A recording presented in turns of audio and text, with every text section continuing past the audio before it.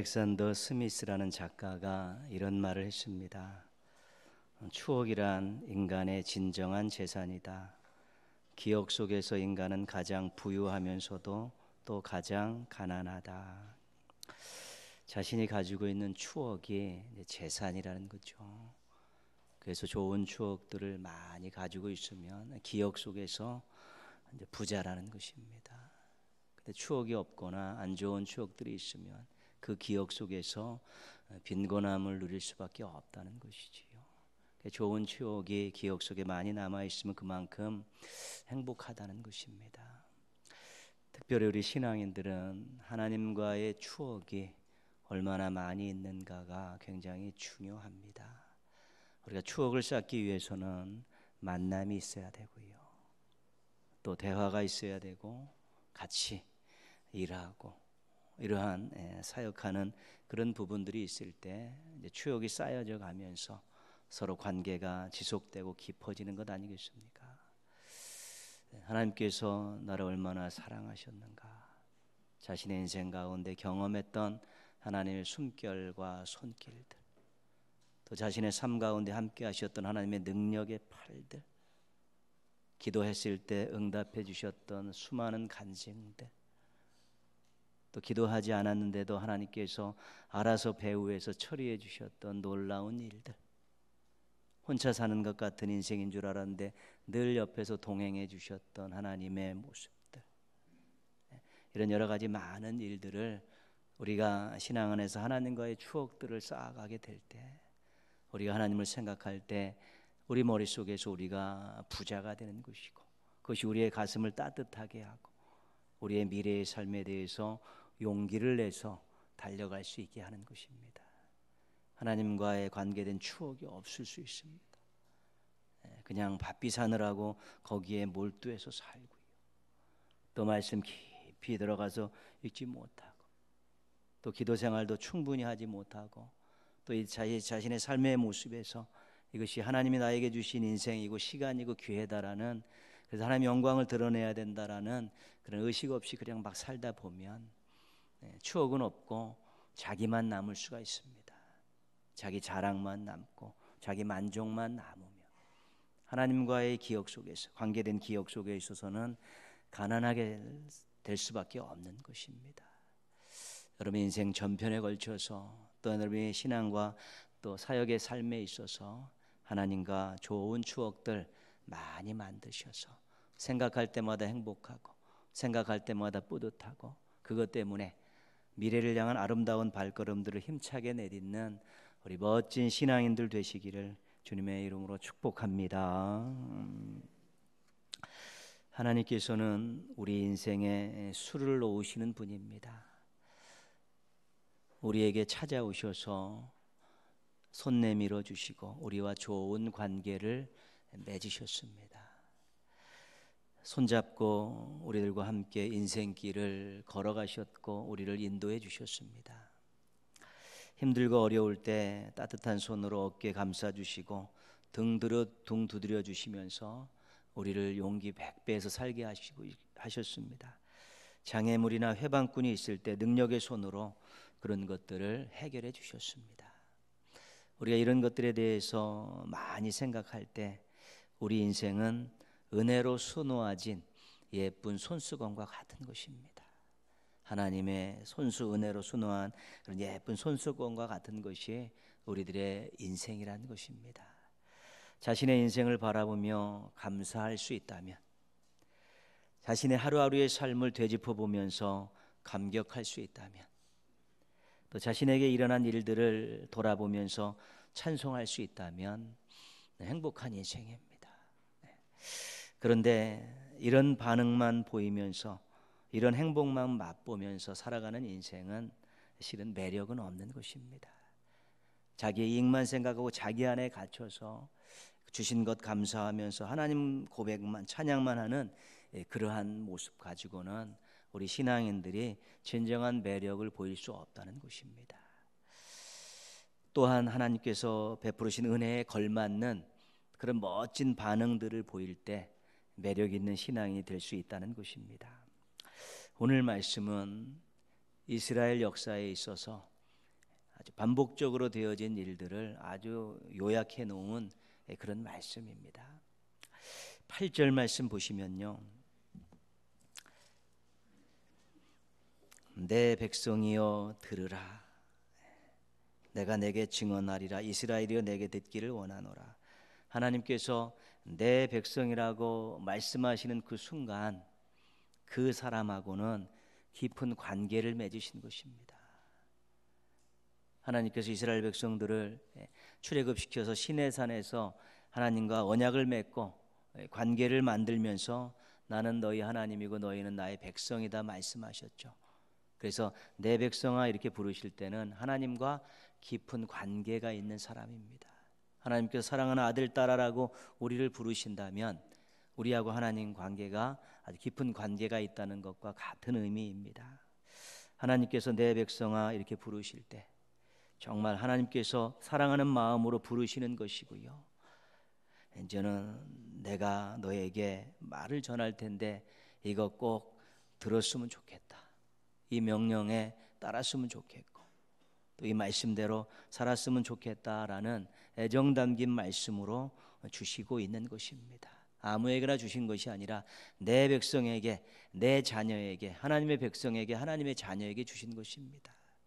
하나님께서 깊은 관계를 맺은 하나님의 백성들에게 주신, 하나님의 자녀들에게 주신 첫 번째 부탁의 말씀, 당부의 말씀은 9절 말씀입니다. 9절 말씀 같이 한번 읽겠습니다. 너희 중에 다른 신을 두지 말며 이방 신에게 절하지 말지어다. 아멘. 하나님의 백성들에게 주시는 가장 우선시되는 명령이고요, 하나님의 자녀들에게 주시는 가장 원하시는 하나님의 바램입니다. 이 말씀의 의미는 뭐냐면 그냥 우상을 섬기지 말라는 것이지요. 근데 더 깊이 들어가면 하나님과의 관계를 깨뜨리지 말라는 것입니다. 하나님의 주권을 무시하지 말라는 것입니다. 하나님 베푸신 은혜를 잊어버리지 말라는 것입니다. 지금 내 백성아 그러면서 하나님과의 깊은 관계를 하나님이 먼저 맺어주셨는데 관계를 맺으신 하나님께 등을 돌리고 딴 것 섬기고 있으면 그 관계가 깨지는 것입니다. 백성의 도리로서 왕 대신 하나님의 주권에 순종하며 살아가야 되는데 왕으로 인정하지 않고 등 돌리고 다른 것 섬기며 다른 것에 절하고 살면 하나님의 주권을 무시하는 것입니다. 자기가 하나님의 백성이 됐고 하나님 주시는 여러 가지 것들로 선물로 누리면서 살면서 그 은혜를 잊어버리고 하나님 앞에 정말로 경배하지 못하고 엉뚱한 것 따라서 살게 되고 다른 것보다 하나님을 더 사랑하게 된다면 그건 하나님을 잊어버리게 된 것이기 때문에 결국은 문제가 생길 수밖에 없는 것입니다. 하나님과의 관계가 깨지면 비참한 인생이 됩니다. 하나님의 주권을 무시하면 교만한 인생이 되는 것이고요, 하나님의 은혜를 잊어버리면 한심한 인생이 되는 것입니다.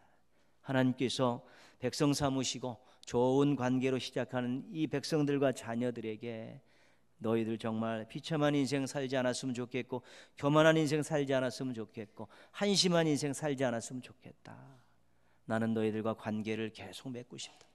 내가 너희들을 책임지고 싶다. 내가 너희들에게 사랑을 계속 베풀고 싶다. 하나님이 그런 마음을 가지고 이 첫 번째 말씀을 주신 것입니다. 십계명에서도 가장 우선시 되어지는 말씀이고 하나님께서 새로운 인생을 시작하고 새로운 땅으로 향하는 나가는 역사의 고비고비 순간순간마다 택한 백성들에게 주셨던 첫 번째 음성은 다른 신을 섬기지 말라. 다른 신에게 절하지 말라. 그러면 비참해진다, 교만해진다, 한심해진다.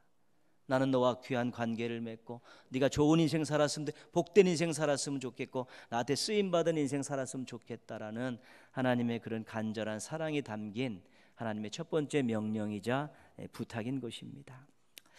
그리고 나서 하나님께서 두 번째 말씀을 하십니다. 10절 말씀입니다. 같이 읽겠습니다. 나는 너를 애굽 땅에서 인도하여 낸 여호와 내 하나님이니 내 입을 크게 열라 내가 채우리라. 그죠? 내가 너를 구원하지 않았느냐? 내가 너에게 새로운 인생과 신분을 부여하지 않았느냐? 이제 너희들 그런 인생 되었으니까 이제는 입을 넓게 열라. 내가 채워주겠다는 것입니다. 이제는 좋은 계획들 가지고, 큰 계획들 가지고, 꿈을 가지고 하나님 믿고 의지하며 기도하면서 그렇게 더 풍성하고 멋지고 아름다운 인생을 만들 준비들을 하라고 그렇게 부탁하고 제안하시는 것이지요. 내 입을 크게 열라. 내가 채우리라, 이 말씀입니다. 하나님께서 구원해 주셔서 백성 삼아 주셔서 새로운 인생의 기회를 주시고, 이제 입을 넓게 열라, 크게 열라, 내가 채워 주신다라는 또 하나의 명령, 부탁, 약속, 제안을 그 택한 백성들에게 하고 있는 것입니다. 그래서 이 기회를 선용해서 정말 입을 넓게 열고 크게 기도하며 의지하면서 하나님 앞에 큰 꿈을 가지고 나가고 계획을 갖고 나가게 되면 앞으로 하나님과의 관계가 더 돈독해질 수 있고요, 하나님의 능력을 더 많이 경험할 수 있고 하나님의 사랑을 더 풍성히 누릴 수 있게 된다는 것입니다. 그저 그런 인생이 아니라, 신분만 자격만 갖고 있는 그런 인생들이 아니라 하나님의 도우심 가운데 날개를 펴고 날아갈 수 있고 비상할 수 있는 그런 멋진 인생들, 하나님의 영광을 위해 쓰임받는 인생들, 많은 사람들에게 영향력을 줄 수 있는 그런 인생으로 나아갈 수 있도록 하나님께서 기회를 주신 것입니다. 이런 아름다운 마음, 또 아름다운 하나님의 이 베푸심에 대한 은혜를 우리가 잊지 말아야 되는 것입니다. 자녀 삼아 주신 것도 감사한데 더 새롭고 멋지고 아름다운 인생 살도록 입을 넓게 열라고 채워주시겠다라는 약속까지 주시고 그런 제안까지 해주신 것이, 은혜 위에 은혜를 베푸신 이 하나님의 마음을 우리 택한 백성들은 절대로 잊어서는 안 되는 것입니다. 그런데 정말 기가 막힌 일이 일어났습니다. 11절 말씀입니다. 같이 한번 읽겠습니다. 내 백성이 내 소리를 듣지 아니하며 이스라엘이 나를 원하지 아니하였도다. 기가 막힌 일이죠. 이게 기회를 주셨는데 그들이 하나님을 원하지 않았습니다. 다른 신을 찾았습니다. 또 입을 넓게 열면 채워주시겠다는 약속을 해주시고 제안을 해주셨는데 이런 하나님의 배려를 묵상하고 입을 열지 않았습니다. 엉뚱한 데 가서 입을 열었습니다. 그런 일들을 지금 이스라엘 백성들이 했다고 역사에 기록을 해놓고 있는 것입니다. 이 제안은 하나님의 입장에서 보면 정말 수고하고 희생한 것밖에 없는 것이지요. 그들을 구원해 내셔서 관계를 맺고 자격을 부여해 주시고 이제는 앞으로 이렇게 살면 복된 인생 살 것이다라고 기회를 주시고 하나님이 제안을 하셨을 때 하나님에게 두고 오는 이익은 별로 없는 것입니다. 그런데 이 기회를 얻고 제안을 받은 이스라엘 백성들에게 있어서는 거의 파격적인 것이고 대박이 나는 것입니다. 하나님 하라는 대로 했다면 그들의 인생이 어떻게 달라질지 모르는 것인데요, 그들이 참으로 이런 부분들에 있어서 하나님께 등을 돌리고 하나님 베푸셨던 그 제안에 대해서 발로 걷어차는 그런 꼴들을 보였다는 것입니다. 오직 하나님께서는 순종이라는 삶을 가지고 사인만 하면 이제 그들의 인생을 책임져 주시겠다라는 의지를 표명하셨는데 이 순종이라는 사인을 하지 못하고 하나님도 인정하지 못하고 하나님이 제안하신 그 제안에 대해서도 별로 시큰둥한 반응을 보이고 발로 걷어차는 일들을 지금 저질렀다는 것입니다. 기회를 놓친 것입니다. 더 나은 미래를 향한 아름다운 삶의 기회를 놓친 것입니다. 안타깝지만 그랬었습니다. 여러분, 이스라엘의 이 모습이 하나님이 기회를 주시고 새로운 인생에 대한 파격적인 제안을 했을 때 순종이라는 것으로 사인하지 못해서 기회도 잃어버리고 이런 좋은 하나님이 예비해 놓으신 것들을 누리지 못하는 이 안타까운 현실을 바라보면서 이게 남의 일 같습니까? 남의 일 같지 않습니까? 오늘을 살아가는 우리들에게 있어서도 남의 일 같지 않은 것입니다. 하나님이 우리들에게 하나님의 자녀라는 구원의 큰 선물을 주시고 우리들 멋진 인생, 아름다운 인생, 복된 인생 살라고 좋은 것들 다 예비해 놓으셨는데 우리도 순종이라는 사인을 하지 못해서, 보여드리지 못해서 예비되어 있지만 우리가 누리지 못한 것들이 얼마나 많은지 모르는 것입니다. 12절 말씀 보시면 실망한 하나님의 그런 모습이 나오죠. 그러므로 내가 그의 마음을 완악한 대로 버려두어 그의 임의대로 행하게 하였도다. 내가 필요 없다고? 그럼 네 마음대로 살아라. 내 제안을 거절했으니까 이제 네 뜻대로 살아봐라. 하나님께서 이렇게 하신 것이지요. 이게 성경적인 용어로는 이게 심판입니다. 그리고 교리적으로는 유기라는 것입니다. 무관심하게 방치해 놓는 것입니다. 가장 큰 심판은 하나님의 무관심입니다. 근데 실상 하나님의 이런 마음과 이런 말씀과 이런 태도는 진심이 아니셨습니다. 하나님은 그들의 어려움을 당하면서 깨닫기를 원하고 하나님의 은혜에 대해 절실하기를 원하셔서 일정 기간 그렇게 하신 것입니다. 얼마 못 가서 하나님께서 스스로 철회하시게 되어 있습니다. 바로 나옵니다. 13절입니다. 같이 읽습니다. 내 백성아 내 말을 들으라. 이스라엘아 내 도를 따르라. 그럼에도 불구하고 또 내 백성아 부르시는 것입니다. 그리고 한 번 더 들어보지 않겠느냐, 한 번 더 시도해보지 않겠느냐, 한 번 더 순종이라는 사인을 해보지 않겠냐라고 하나님께서 또 기회를 주시고 또 제안서를 또 내놓고 있는 것입니다. 그럼에도 불구하고 그렇습니다. 14절 말씀 보시면요, 그리하면 내가 속히 그들의 원수를 누르고 내 손을 돌려 그들의 대적들을 치리니. 하나님께서 보호해 주시고 승리할 수 있게 해주신다고 약속하시는 것입니다. 16절 말씀입니다. 또 내가 기름진 밀을 그들에게 먹이며 반석에서 나오는 꿀로 너를 만족하게 하리라 하셨도다. 풍성한 삶, 만족한 삶을 또 약속하시면서 하나님께서 내 백성아 사랑의 음성으로 들으면서 다시 한번 순종해 보지 않으려, 다시 한번 나와 관계를 더 돈독하지 않으려, 다시 한번 나 믿고 의지하며 살아보지 않으련 하나님께서 기회를 주시고 또 제안서를 또 내놓으면서 순종이라는 사인을 하기를 원하고 계신 것입니다. 하나님께서는 왜 이렇게 하시는지 모르겠습니다. 그럼에도 불구하고 왜 그들에게 또 기회를 주시는지, 뭐가 아쉬워서 그러는지 잘 모르겠습니다. 그러나 성경은 분명히 이야기합니다. 사랑 때문이라고. 사랑 때문이라고. 하나님의 사랑은 권태를 느끼지 않는 사랑입니다. 우리 인간적인 사랑은 권태도 느끼는 거죠. 하나님 그렇지 않습니다. 하나님의 사랑은 한결같은 사랑이십니다. 하나님의 사랑은 절대로 배신하지 않는 사랑입니다. 그 사랑이 있기 때문에 정말 속을 썩이고 등을 돌리고 하나님의 제안을 정말 발로 걷어차는 그런 일을 했으면서도 한 번 또 그들에게 무관심하면서 고난을 통해서 또한 힘든 시간을 통해 깨달을 시간도 주시면서 또 얼마 못 가서 스스로 참지 못하시고 내 백성아 또 한 번 해보자, 다시 한 번 해보자, 다시 한 번 기회를 줄 테니까 다시 한 번 이 제안서에다가 순종이라는 사인을 하고 좋은 미래, 아름다운 미래 또 막 함께 맞이해보지 않으련 하나님께서 또 그렇게 다가서는 것입니다. 우리들은 하나님께서 주신 새로운 인생의 기회를 얻은 사람들입니다. 하나님만 섬기고 하나님만 의지하고 우리가 더 좋은 인생을 살아갈 수 있는 하나님의 제안을 받고 살아가는 인생들입니다. 순종으로 사인하면 되는 것입니다. 하나님 온전히 믿지 못하고 기도하지 않으므로 맹숭맹숭하게 살 수 있습니다. 하나님께 관심 갖지 않고 미래에 대한 소망 갖지 않고 그냥 세상적인 즐거움에 취해서 그렇게 살 수도 있지만 갈수록 허탈해지고 만족함과 행복은 점점 멀어질 수밖에 없다는 것입니다.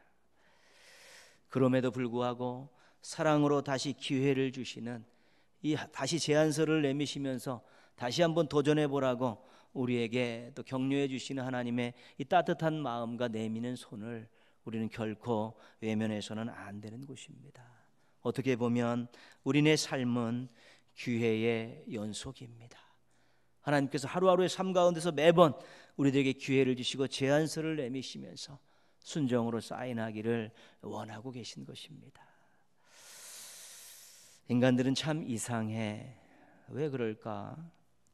그렇게 이기적인 사람들이, 무엇 하나 이익이 생기는 곳에서는 정말 물불 안 가리고 달려드는 사람들이 하나님께서 엄청난 것들을 약속해 놓으시고 대박을 약속해 놓으시고 순종으로 쌓임만 하면 된다 그러는데 왜 그 부분에 대해서는 그렇게 무관심하고 그 부분에 대해서 귀찮아하고 왜 그 부분에 대해서는 선뜻 나서지 않는 것일까?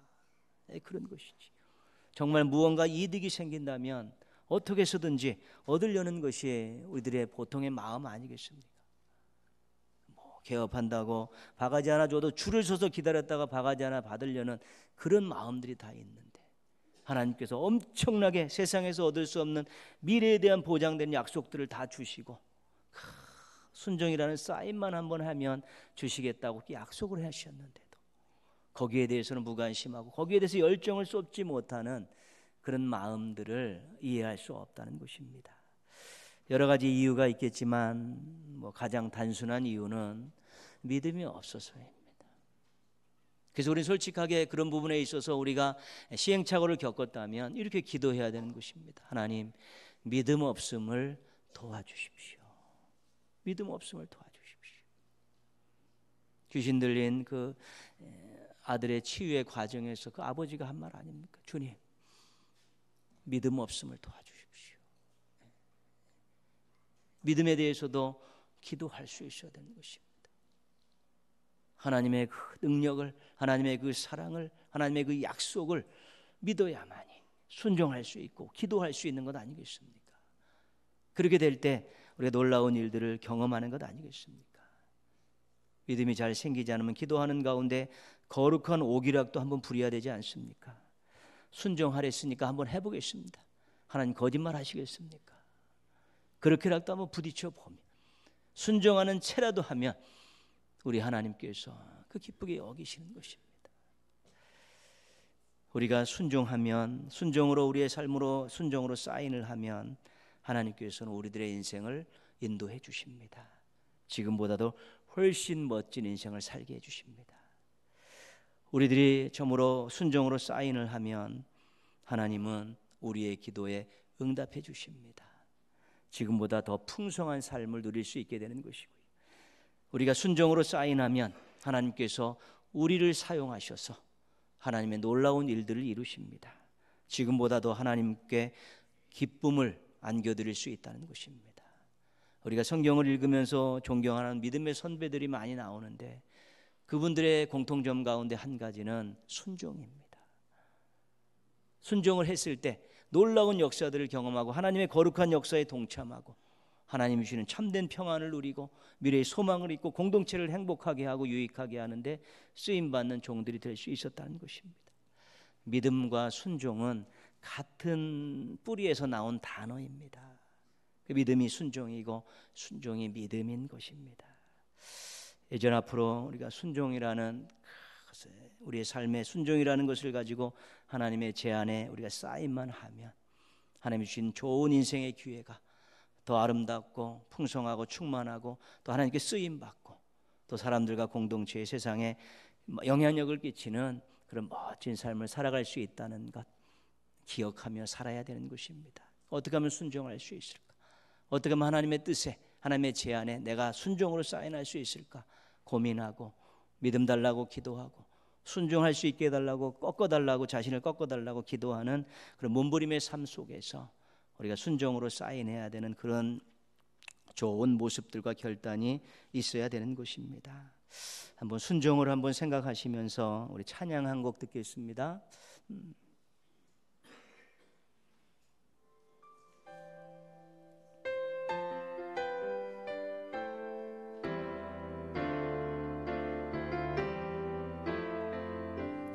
처음 부를 때는 가사를 한번 보시고요. 주님 말씀하시면 내가 나가리다. 주님 뜻이 아니면 내가 멈춰서리다. 나의 가고 서는 것 주님 뜻에 있으니 오 주님 나를 이끄소서. 주님 말씀하시면 주님 말씀하시면 내가 나가리라. 주님 뜻이 아니면 내가 멈춰서리다. 나의 가고 서는 것 주님 뜻에 있으니 오 주님 나를 이끄소서. 뜻하신 그곳에 나 있기 원합니다. 이끄시는 대로 순종하며 살리니 연약한 내 영혼 통하여 일하소서. 주님 나라와 그 뜻을 위하여 뜻하신 그곳에 나 있기 원합니다. 이끄시는 대로 순종하며 살리니 연약한 내 영혼 통하여 일하소서. 주님 나라와 그 뜻을 위하여 오 주님